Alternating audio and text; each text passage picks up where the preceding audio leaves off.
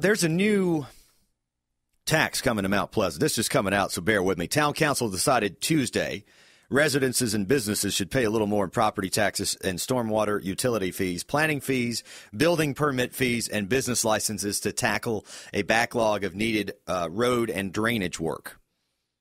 Mark Smith said he didn't like voting to raise taxes well before the budget is presented. Added, I just feel like we're getting ahead of ourselves. Well, I'm glad he has that opinion. Mayor Linda Page said she has studied town spending closely since getting elected as a councilwoman 4 years ago, and is satisfied the town residents needs the money. Not only will I support this, she says, I think it's a little too late, and I wish we were getting a little more. That's probably not going to bode well, Miss Page. We like you, but it's not going to bode well if you keep saying we want a little more taxes from the folks, because you have to remember it's not just about the town of Mount Pleasant. It's the South Carolina revenue tax. It's the gas tax that's probably going to get raised or increased at some point.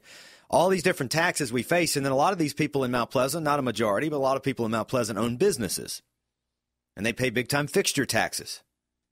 Now, it's not a lot of money. It's about $36 to the annual bill on a $300,000 home. And I'm going to stop with the details, the grime of the story at that point. This is where I come from. Sensible, but that doesn't seem to say a whole lot these days when it comes to government's decisions. I'm going to tie this back to one event. There was, and I'm going to make, the numbers here are anecdotal for representation purposes. I have a lot of experience in real estate, so these numbers may not be exactly true. But I'm going to share with you why I don't like these little bitty tax increases, because they're just breaking the seal of an envelope to see how much they can pull out of it.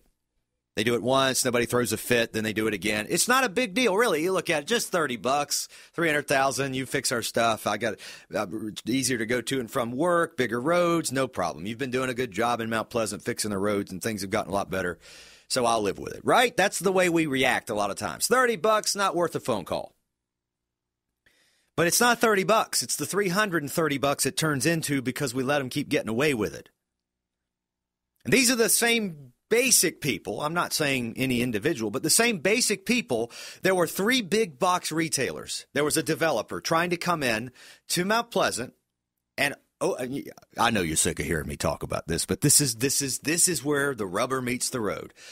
What does a big box retailer pay? So if there were 3 of them in a center, I know that a Publix around our area pays about $100,000.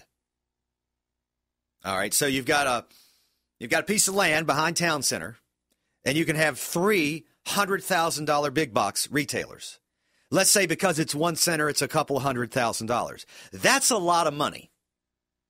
That probably somewhat starts to make up for the $30 per $300,000 home. If it doesn't make up all of it, it makes a lot of it up.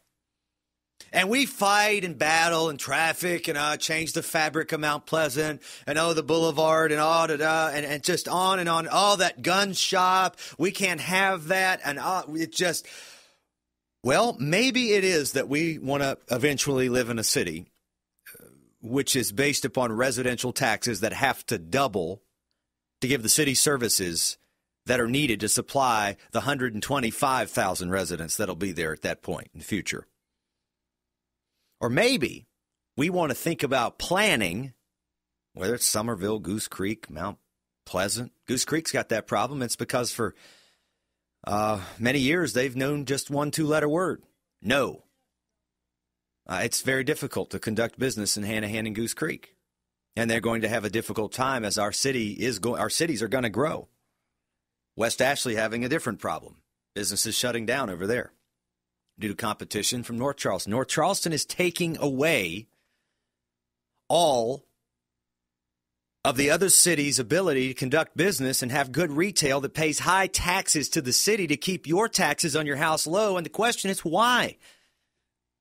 Well, they're willing to plow down a field up there and build anything. That's fine. I'm not saying Mount Pleasant ought to do that, but I'm saying that when you run off a developer willing to build a 3-box retailer center that's going to pay hundreds of thousands in taxes instead of what they ended up with, which I think is the townhome community in that vicinity, as a contrast, that might pay $50,000 to $75,000 in taxes on the same piece of land, we're getting away from the principles that built this country and that built our cities. Is that we need to be using land for the highest and best purposes. And part of that's generating tax revenue with density.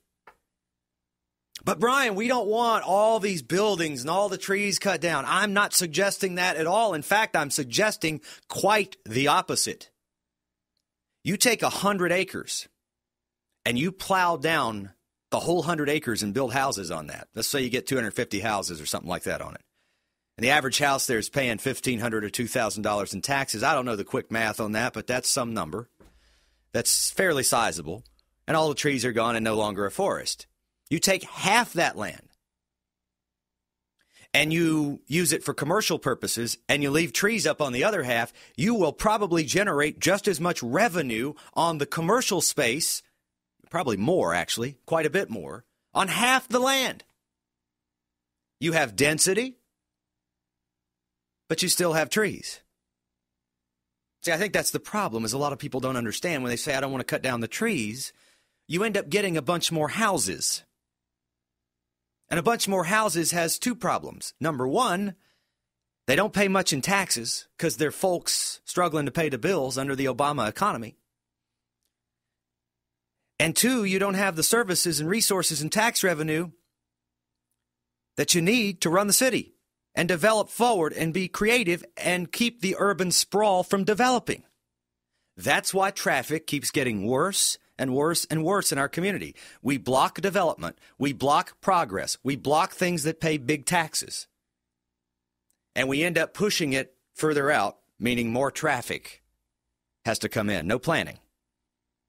So while I don't really mind $30 more of taxes on my house in Mount Pleasant, you probably don't mind it either wherever you live. The problem isn't the tax in and of itself. It's not going to kill anybody. The problem is that the lessons are never learned by the leaders of our community.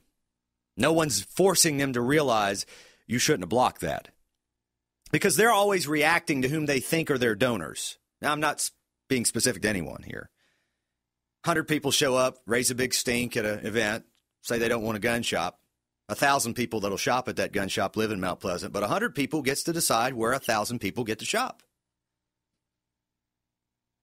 And a lot of times where the law allows, councils in the cities around the low country and the leaders and the mayors and the government caves into what they're being asked to do because the vocal minority is so much louder than the silent majority. What's the words one pundit on the radio uses? Wake up, America!